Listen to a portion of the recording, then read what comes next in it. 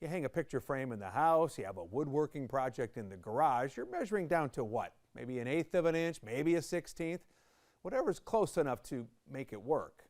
Well, close enough has a different meaning here. This lab doesn't deal in 1/16 of an inch. They get much, much smaller. This machine is accurate to less than 2 micrometers throughout its entire measuring volume. A micrometer? A micrometer would be what? 1/10 of the thickness of a human hair.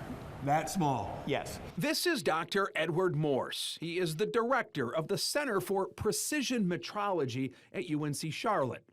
Metrology being the science of measurement. First time you heard the term metrology, right? When you were an undergrad, did you dream, I'm going to be a metrologist? Absolutely not. I had no idea what metrology was. But that's not to say he wasn't interested in measurements. Before he became Dr. Morse, metrologist, he was Ed Morse, mixologist. I decided to embark on a little personal excursion, and I was a bartender at a few different resorts for 3.5 years. Martha's Vineyard in the summer, Aspen in the winter. I certainly poured a lot of Cape Codders and Sea Breezes in the summer and a lot of Irish whiskeys in the wintertime. How accurate were the pours? I may have been a little heavy-handed at times, but interestingly enough, when I mix drinks at home now, I always use a shot glass because it really is having the right proportions that makes a difference. It does, and that point brings us back to this lab, where they are working to measure as precisely as possible. If you take an aircraft, we think companies like Boeing and Airbus make airplanes, but I like to say one of their primary products is holes.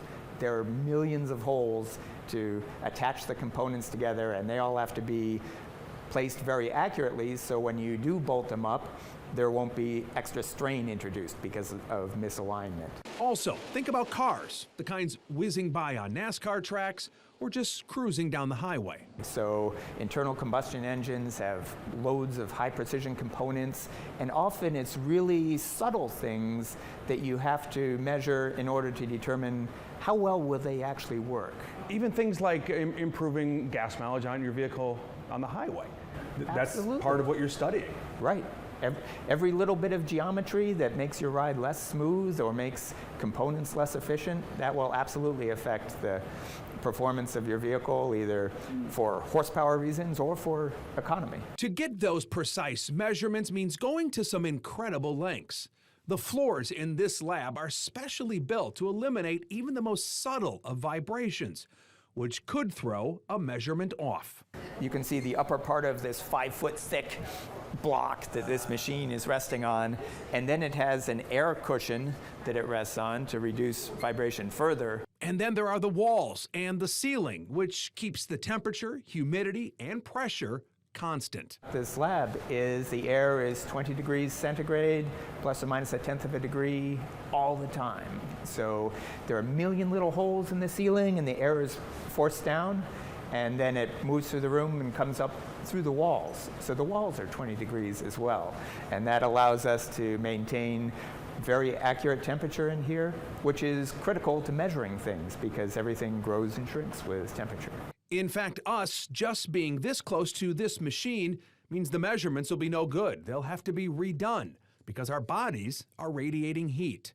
So much of the work being done here is groundbreaking. As far as having research that's done in the field of metrology, be it developing new instrumentation or evaluating commercial instruments for their application, we're really the only ones that do that. How important is this for manufacturers around the country to have this resource here? I feel that I might overstate it, but it's hard to understate. I think we've realized recently that manufacturing is critical to the U.S. economy, and working with manufacturers to make them more efficient, to allow them to improve their processes, improve quality, they recognize that value, and they are very hungry for people that have some experience with metrology and understanding that no measurement is perfect, and how do I manage this variability that's in my process? UNC Charlotte offers a unique PhD program with research dedicated to metrology. The center was one of the university's really earliest pushes into research back in the 80s. All these years later, Charlotte now on the verge of becoming a top-tier Research University.